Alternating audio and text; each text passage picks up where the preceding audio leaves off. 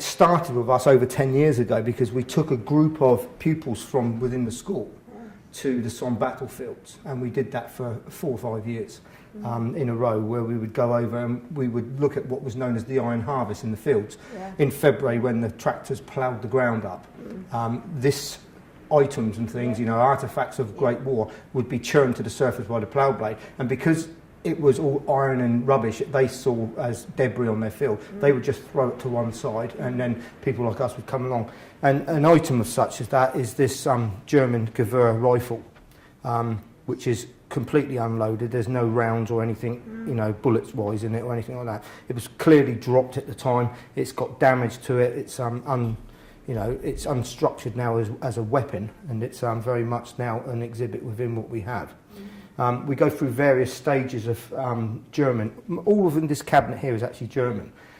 We've got the German 1916 helmet, a German 1918 helmet, and a German 1916 helmet with a brow plate. These brow plates on here were really disliked by the Germans themselves, because as you can see it's really big, really heavy, and if you had that on the front of your head, the weight on your neck muscles was incredible. But the thing was, it was meant to be bulletproof in the sense that if you put your head above the parapet of the trench and you got struck in the head, then that would be something that would help protect you. But that's what those lugs are for, was to actually hold it, but they really didn't like it. They didn't like it. So they moved on.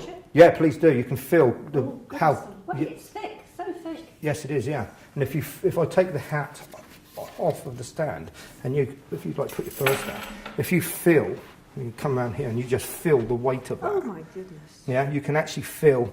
Oh, imagine. Yeah, and this is an original German helmet. Wow. Ooh. Yeah, so it's really heavy. Yeah. Yes. They moved on in technology because at the start of the Great War, they had the Piccolo helmet, which you can see on this mannequin here, which was the leather helmet with the spike on top. That was not really much above the spike, not a lot of protection. Well, it was not. It was a ceremonial hat. Yes. Anyway, Yes. and it was basically unknown. They didn't realise that bombardments by shells, airbursts with shrapnel shells coming down, would actually, that would protect you. It didn't. So that's why you had two different types. You had that one, or you had that, and that was your two hats of the start of the war in 1914.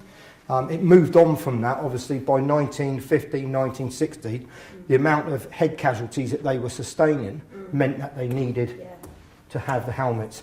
And these are iron? They are steel. Steel. Yeah, they're pressed out of steel. This, again, is an original helmet. This particular one is known as an M1918, and it's an ear cutout, which you can see from this. People think that they were for radios or for telephones, but it wasn't that at all. These cutouts were because in a trench, the noise going on around you, you couldn't hear what orders were being shouted. So they, at the end of the war, and we know it finished in 1918, they didn't. They produced this helmet at the beginning of 1918 with the cutout for the trenches so that they could hear what was being said. But as you can see, it's quite a rusty relic, this one, and it was reconstituted because if you look at the signs on it now, that is Adolf Hitler World War II. And because they were withdrawn from service, they were then put into storage. And then in 1939, at the outbreak of World War II, they brought them back out again and recommissioned them. But they didn't last. They were only out for a couple of years before the Germans made a new one. So that's that one's a particular one. That's a fireman's helmet of the same period. So that's a bit of the home front, if you like. Indeed. Yeah. Various bits and pieces through there, medals. You have the... And some of these have been donated? No, all of these are from a collection. We've got very little donations in the museum. Most of it is what we've collected as a school.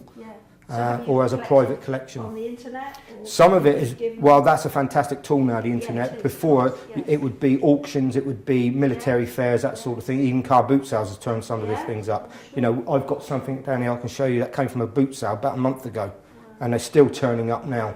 So all of this cabinet is German.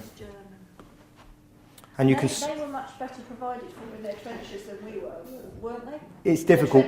You see, the trouble with Germany was when they started in World War I, at the beginning of the Great War, the Germans had good equipment because they were prepared for it. But what they didn't do, they underestimated the fact that they were going to be fighting on various sides. They had the Italians in the south, they had the British and the French coming in from the west, and of course they had the Russians on the east.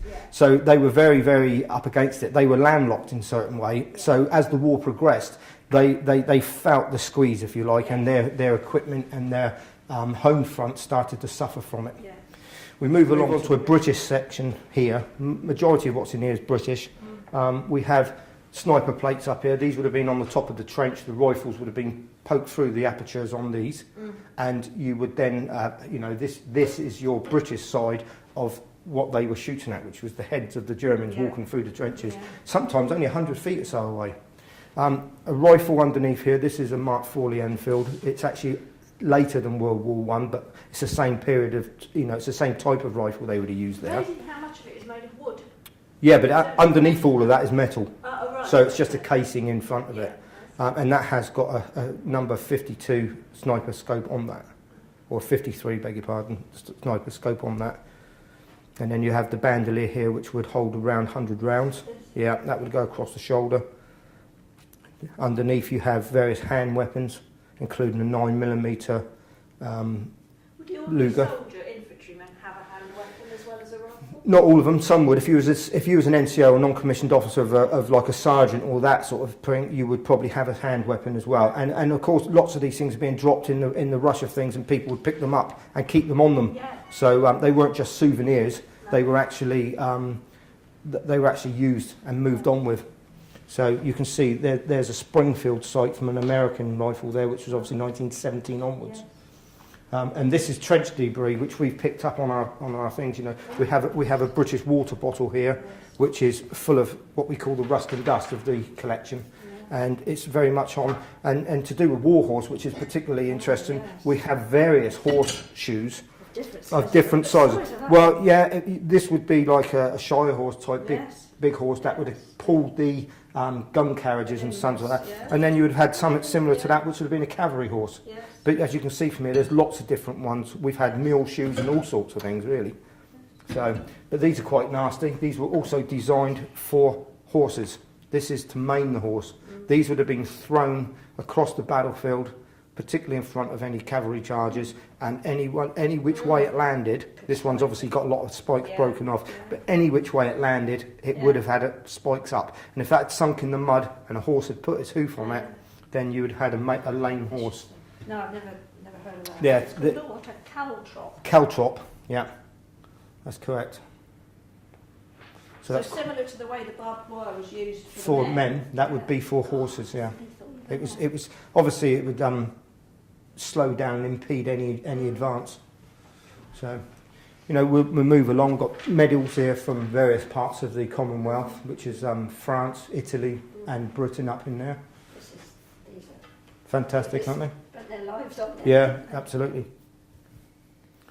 Would this one have started out the same as that and got worn down, or is it a different sort of No, spade? no, that's correct. They are different. This one here is a trench spade, and you can see this would have been used by a Pioneer Battalion. That's a flat-sided. That would have dug out the trench quite well. Whereas a spade, which is shaped more of a heart shape or a U shape, these would have been used to actually just every man would have probably had one of these at their disposal to use.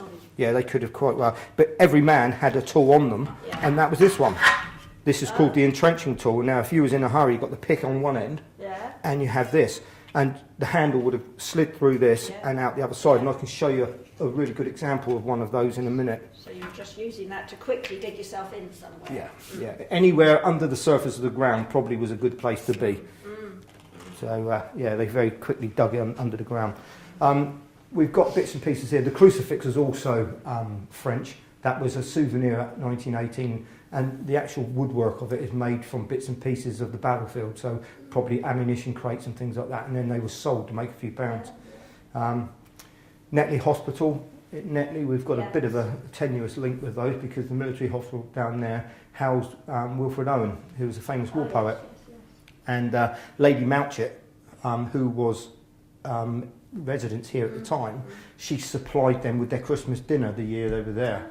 So, the turkeys and the puddings and things. Yeah, absolutely. So that's great.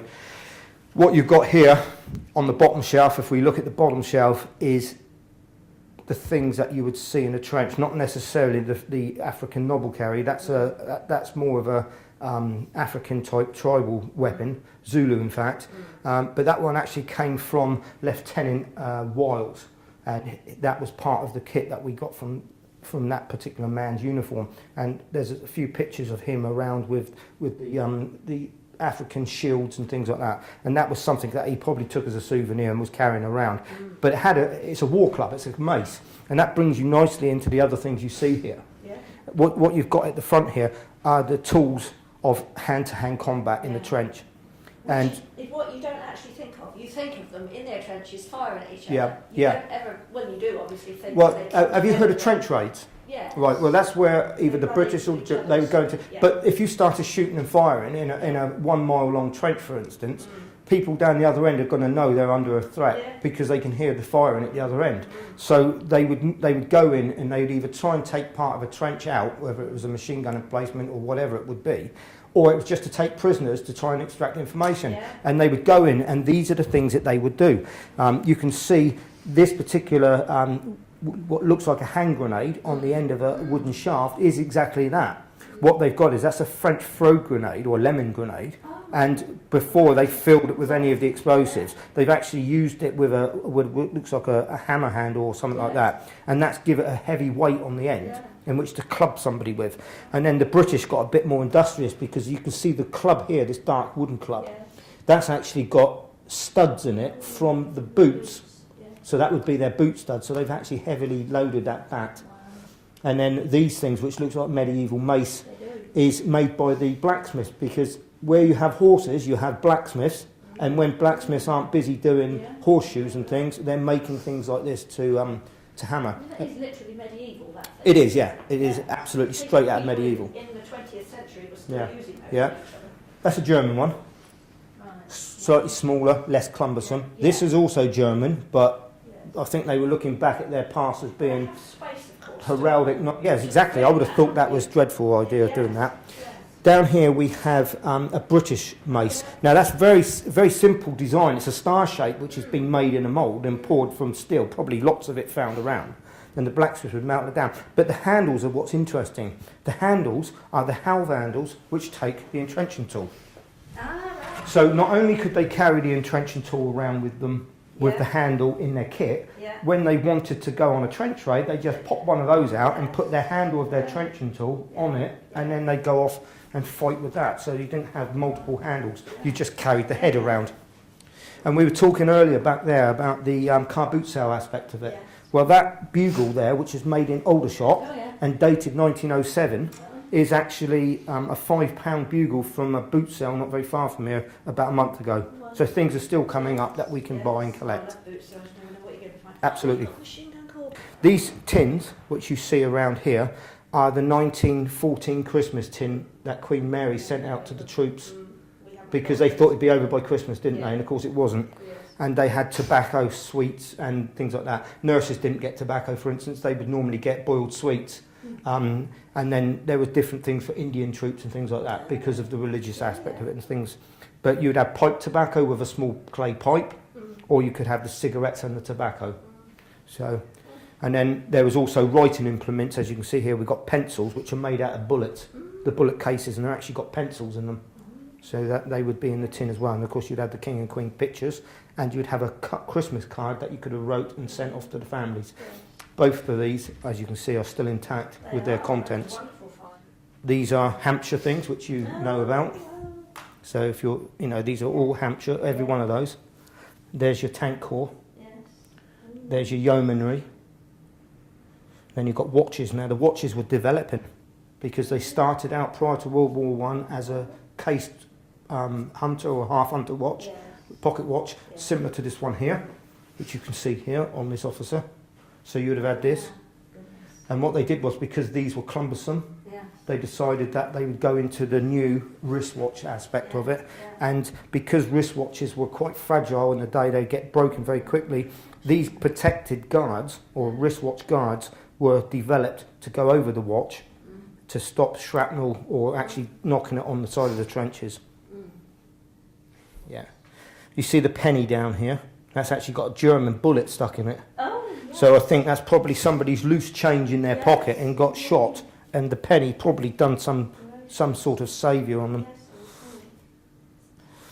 Over here, as you go past that, you've got photography, and this one here is a Kodak Vest pocket camera, but it cost a fortune. It was 30 shillings in 1914. Yes. So you know that was it, and it was manufactured between 1912 and 1914. But when you see these photographs, the little photographs with where it says on the bottom like the Somme, Yes. and it's actually on the photograph. Yes. It's done with a camera similar to this or this type of exact camera because it's got a stylus on it, and there's an autographic window you can open and you can write down when you've taken your picture where it was and then close it again. It didn't make any difference to the film. No. It didn't damage the content of it. But because film was coming back with a gruesome type of detail to the home front, the army quickly got onto this and decided to ban photography in the Western Front unless you were an official war photographer, because any of this could have either got into the German hands and shown you what sort of trench systems we were having, or it showed you it showed people at home the atrocities that were happening. What you got there is a completely untouched one. Okay, there's some of the cotton reels are missing, some of the cotton, but the buttons are complete and they're sewn in. They're actually never been taken off. You have a little needle section in the middle, and then of course you've got your button stick at the top, and the idea of the button stick is the slot. You'd run it behind the buttons of your uniform. It could be on a cap like this. You'd run it behind it, so when you polished the brass, it didn't polish the hat. So that's what the button stick's for. We have an original stretcher, and we call that the Iron Harvest. This is a typical Iron Harvest item. This is an 18-pounder shell. Could have even been high explosive, but it wasn't. This one, looking at this one, I can tell from it that this one was a shrapnel shell. We have a thick liner here, and it's very thin at the top. And that's because it would burst open in that sense. So in there would just be bits of metal and... Well, what was in there was actually lead balls, like lead musket balls. And I can show you, if you just stay there, I'll bring this to you. This one here is the nose off of it, okay? And these are the balls, what you would have had filled in it, and they would have been in there hundreds inside that. The artilleryman would set this fuse like an alarm clock with a tool that sits in, and there's various gauge marks around it. They could set it, and the idea was it would be flung from the British aspect over to the German side, and before it had chance to land in the mud, it would explode in the air, and these would then rain down on the trenches from above. Hence the head injuries and the need for steel helmets, because that's what they would do. They would cause serious harm to you. We'll pop that back down there, and this one is this is a memento that somebody's made for the Royal Artillery. So it's something nice. Then we come along and we look here at the nursing side of things. You know, what you see here is a cabinet full of the frontline bits and pieces. Down here you've got a field officer's medical field kit, and that's got the tools of what he would do as an emergency first aid on the battlefield. So that's going to the wounded. Like a triage area. Get them sorted, get them back to triage, and then go on. This area here would be more field hospital, and this is a sterilising unit that you would put your needles and all your bits and pieces in, because they were reusable. We didn't have syringes that you throw away. There's a syringe there, for instance. You can see the construction of it was not meant to be thrown away. These are needles that would go into it, and then they would go into the sterilizer. And because this one's a mobile one, you can see it has a burner that goes underneath it to heat up the water inside, and that would in turn, it's got a lid and everything else on it, which is over there. Shell dressings, bandages, medicine bottles, all the different things which I couldn't even guess what a lot of them does. Inside this tube here is a thermometer for taking temperatures with, and then you've got some medals which would have been dished out, and you've got these here. So, and that's a replica World War One. That would have been a field pack that they would have used, a field medics pack, and that would have had the bandages and things like that in it. And then what we have here are the nurses. You might have seen the Crimson Fields TV television programme. These are the nurses off it, and Susanna Atkinson, who's the the lady who made these uniforms from Tyne and Weir, she's actually a wardrobe mistress for all sorts of things, for museums, for plays, for television, everything. And she's made these faithfully to the original pattern with the right fabric, even the cotton weight and everything on them is right. So they're fantastic. So we have a VAD nurse there, which is volunteer aid. Then you have the, this is a sister from the Queen Alexander's, but she is a volunteer reservist, hence this colour. If she was a full nurse, the red would have been complete, not the grey. And what we have here is a soldier in his hospital blues. Now these would have been in Netley Hospital or in any other military hospital, and it was a clothing uniform made of cotton. As you can see, it's wore the red tie, the shirt. So this was to give them some sort of identity. You can see from the cards here, this is sat there with his hospital blues on. We have an original hospital wheelchair which we managed to get. This has come from a naval museum originally. This came from a dockyard. So, but it's absolutely spot on, that is. Yeah. This is the nasty side of hand to hand again. Yeah, and we've got various items, you know. Would every soldier have had a dagger then? They definitely had a bayonet, and the bayonets on the British side were 18 inches long. You know, but then when you see things like this, that would have been used to take into hand-to-hand combat within a trench system. This is an original item, it's got all the marks on it. Most likely German, we haven't identified the actual part of it, but with the end of it, the bar on it, and the markings, they all look continental German most likely. So, and it's got the big slot in it for the blood groove.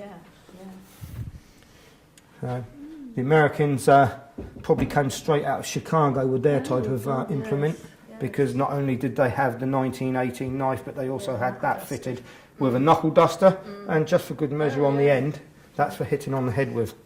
So, yeah, that would have been a nasty thing. But we don't think about the hand-to-hand aspect of it. No, we don't at all. Yeah, and this wasn't just restricted into the trench systems. This would be the shell holes in no man's land, where you'd have a German jump in it to hide out the way, and the British man's already in it. And they end up fighting hand-to-hand. And a lot of the time, this is the sort of things they did. Bayonets, various ones, lots of German again in there. The German soldier here with all of his webbing. But this is a German uniform from the Bavarian regiment. We can tell it's Bavarian from the red stripe. So it's quite a... We've got them on there. And they would have had a shirt underneath as well? Yeah, shirt underneath it. It'd be a woolly shirt though with a detachable collar in a lot of cases. Just wash the collar. Yeah, indeed. Times. Yeah. And you can see the early ones had the puttees that you were talking about with boots and laces. This is a German stick grenade, which is a replica. Over here we've got a British officer from the West Yorkshire Regiment, and he's complete from the ground up in the original kit. The trousers we know from Lieutenant Lyles, from the Hampshire Regiment.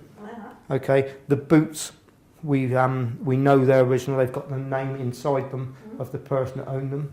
And then we go up through the kit. This is a 1915 Sam Brown. That's dated as well. We've got the manufacturer's marks on the side. He has ammunition pouch here for carrying the rounds or the bullets for his revolver. He has his trench whistle, the all-important trench whistle, with a very unique sound,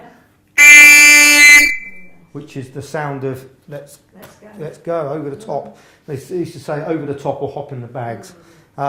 He would have his watch, and oddly enough, this one just happened to have stopped. It worked perfectly well, and it stopped at 7:25, which is about the time that they went over the top. Yeah, and that's a West Yorkshire Regiment. It's original helmet, original tie, silk tie.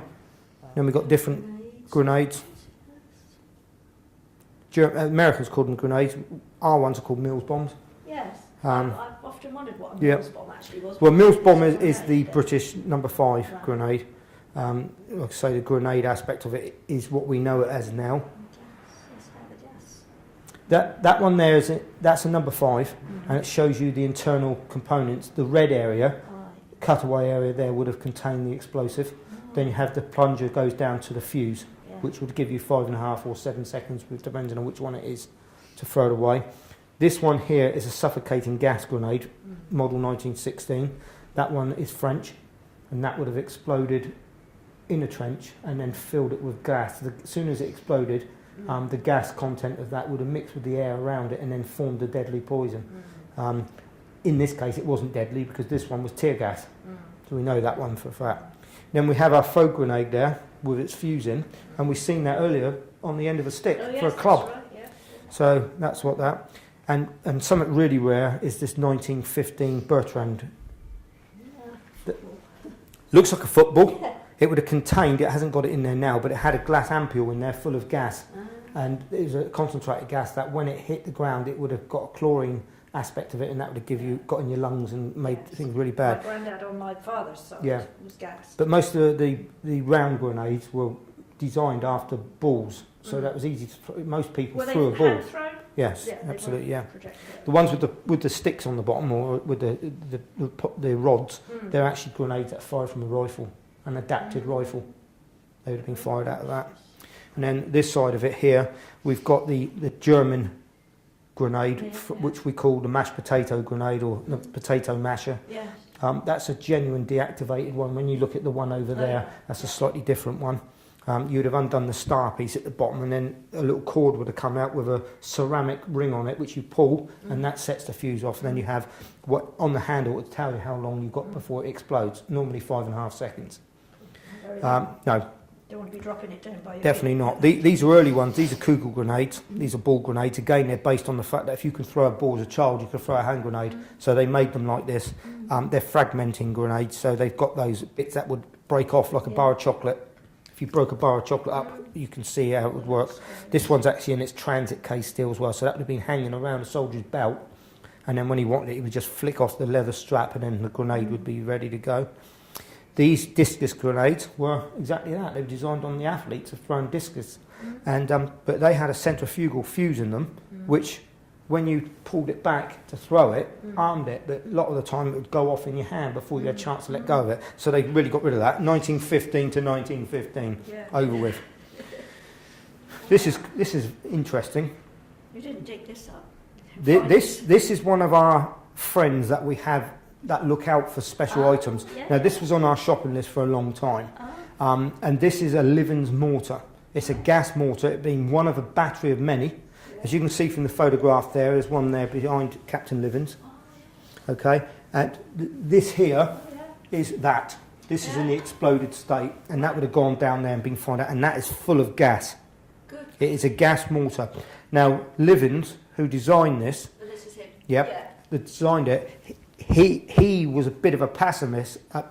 He was a bit of a pacifist, Yeah. and he didn't get into the whole war aspect of it. He had more of a background job at the original side of it, but his fiance was on the Lusitania, and it got sunk, and then his whole aspect of what he was doing changed. He obviously, we didn't have modern phone systems, we didn't have ways of getting messages, and it was more than 2 weeks before he found out that she was alive and in Ireland. All right. So he then went on to, we're going to end the war as quick as we can, and things like this, and the Livens flamethrower, which is another massive thing that he made, were these type of things. He was the brainchild behind all this.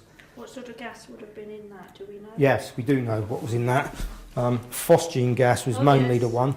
Just checking on that one. See, yeah, it's phosgene gas, and this one would have fired it an awful long way. You could get 1,000 meters, 1,500 meters out. It's a mile from this. But when you consider they didn't just fire one, this might have been one of 6. And this is an exploded iron harvest. You can see there's the tube. It's hard to believe now that actually would fit inside there, because they were designed to break open like this to let the gas content out as quickly as you could. But obviously, it's one of those weapons that is dependent on which way the wind's blowing. And if the wind changed after you fired it, then you'd get it all back yourself. What a find. Yeah. Some great integral, Nick. it? There's Yes. everything about it. We have the original base plate behind it as well. This wouldn't have sat on the surface like this. All you would have seen of it is that much. Yeah. It would have been buried in the ground. Where's the actual Detonate. mechanism that It would go in propels? first. Oh, I see. So a bit like a naval gun, you put Yes. down the charge first, Yeah. then you put down a wad, Yeah. then you sit the shell on top of that, The wires came out of this, and you know the old, wires come out the yeah, you know the old plunger box. Okay, They would have yes. used one of those Ah, to I see. detonate all of them at once. Right. So you'd have had probably 8, 10, whatever. Mm. You could have fired them all. And in the background, you can see how many shells they've got stacked up on that picture, and actually shows you the contents of what went in it. Yes. So depending on how far you want to launch the missile, is how big a charge went in Oh it. yeah, there's the wires. Yeah, they come out and they go to a detonator box. Yes. Another thing people don't realise is on the battlefront, there were metal dumps No. around the troops. So if you pick something up, there'd be signposts saying, don't walk past that steel helmet or something, it can be recycled. So you pick up a helmet off the battlefield, regardless of whose side it was, Yes. throw it into the pile, and then it would go back to be melted down for reuse. Yeah. So there's a famous poster actually, it says that, don't walk past it, carry it back. So that's these different things. This is a real Lewis gun magazine, All right. and it has the Lewis 303 rounds in it, all of which are deactivated, they're all properly checked. But this one's all dated, it's 303, it's got the army stamp on it. So we've basically got an item here which can work in the sense of school children can pick it up, they can actually handle it, feel the weight of it. This one's an all metal construction as well, and to add a little bit of flame to it, we have to put a sound system in it as well. When did the Lewis gun come in?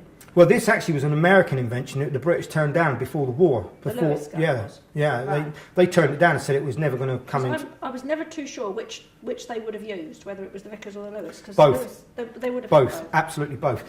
Mm. The Vickers was a heavy machine gun, Yes. and it took a team of 3 at Yes. least to work it. Yes. This is a team of 1 or 2, because you can transport this. This actually has been given a butt on it here with a pistol grip, So that one because person you can can- fire it from the Yeah. shoulder. You've got the bipod on the Yeah. front to fire it from a trench system. So it's very universal, it's very easy to to move around. And it was cheap to make. More so cheap to make. Well, this would have been used in a sustained fire role. It traverses left and right as far as you wanted to move it. Yeah. And it was on its tripod. Now, one person would carry that because it's so heavy. Another person carried a gun because it's so, and then you have ammunition. Then you have somebody for the water. Now, this is a water container here. So this is actually, that's right. It follows up this hose and it goes into this jacket, which is a water jacket. And the water jacket on the Vickers gun is what kept the barrel because it's not changeable. No. So that couldn't afford to stop. No. So to keep that thing firing continuously, the water inside it would cool down the barrel. It would then go out as steam through the tube into this condenser. So they have to be careful of that as well. They wouldn't Oh. get near the steam. No, and the jacket would be hot. Some of them would have canvas bags around them, or the sackcloth be wrapped around them to stop you burning yourself on it. The belt is a webbing belt, and that would have been fed with 250 303 rounds, and then you would have them changed every few minutes. How long would that last when you were firing one round? If you kept it going, you keep the trigger in. You can either give it bursts of 3 seconds, which fired off 5 to 7 rounds, Yeah. or you could you could just keep the trigger pressed in at the back, and that would keep firing until it run out. Right. And that It would would be just- a matter of minutes. Seconds. Seconds. Yeah, it wouldn't take long to do 250 rounds. You could probably do that in under a minute.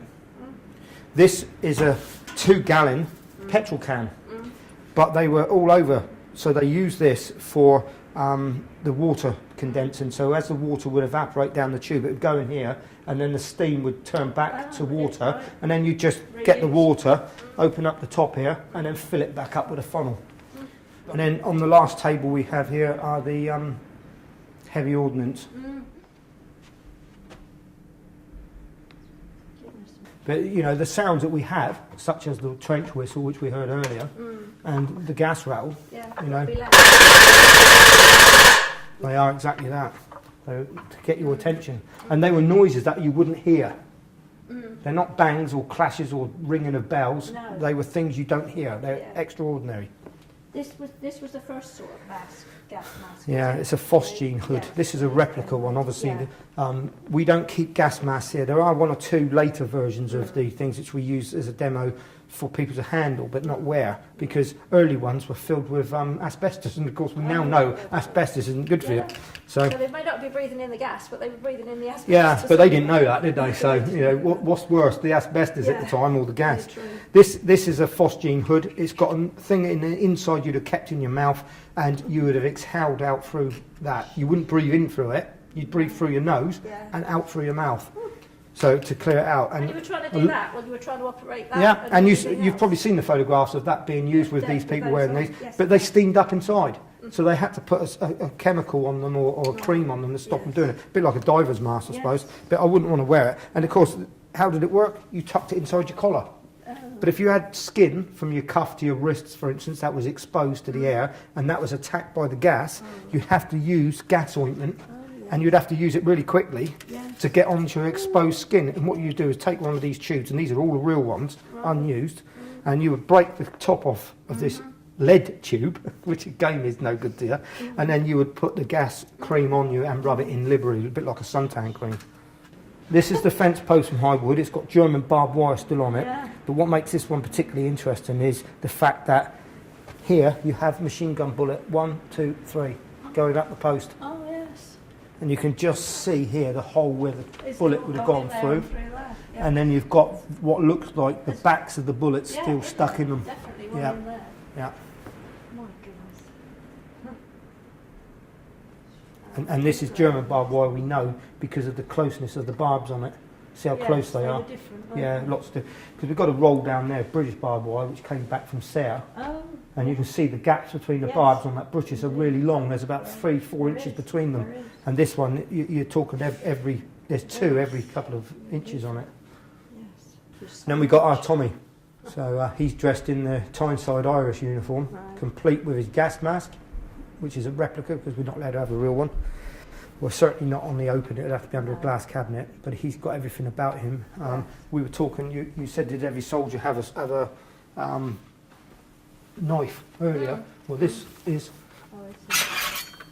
an 18-inch bayonet, and that was regular issue 1908 onwards. So they'd all had those. And when you've got your Lee Enfield rifle here, which was a standard issue, this was a standard one, that would have clipped onto here, like that. And then you've got yourself a very long weapon, but even so, if your German is stood on the other end of that, it's far too close as far as I'm concerned. May I feel